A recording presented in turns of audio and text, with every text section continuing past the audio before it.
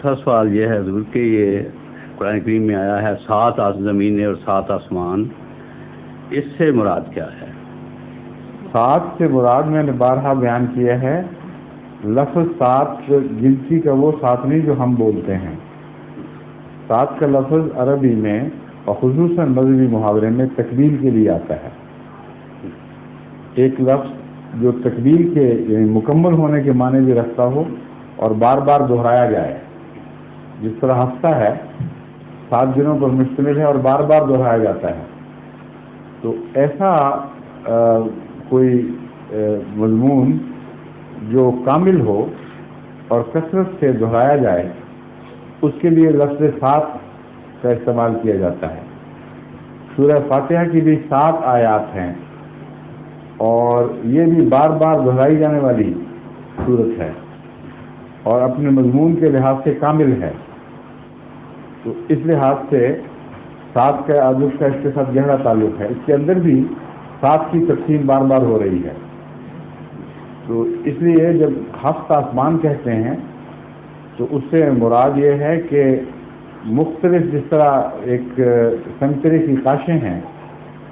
اس طرح مختلف طبقات میں بٹا ہوا ایک عالمی نظام ہے جو دہرایا جاتا ہے بار بار، اور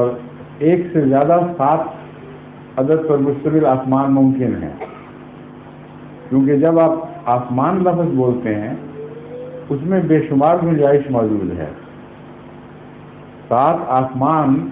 کے اندر بھی تو 7 کی تقسیمیں ہو سکتی ہیں، جس سے سورہ فاتحہ کی 7 آیتوں کے اندر آگے بہت سی 7 کی تقسیمیں ہیں۔ اس کے متعلق میں نے ایک دفعہ درس میں بھی بیان کیا تھا۔ تو اگر ساری کائنات کو کل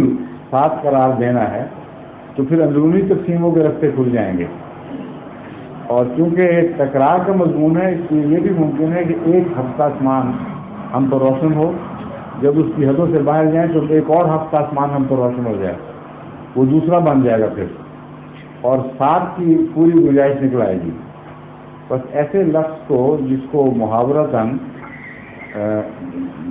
دوسرے معنوں میں، تکمیل کے معنوں میں اور اعزاز کے معنوں میں اور دہرائی کے معنوں میں استعمال کیا جاتا ہو، انسانی استعمال کے عدد کے مطابق محدود کرنا درست نہیں ہے۔ جزاکم اللہ۔ ظہور مہدی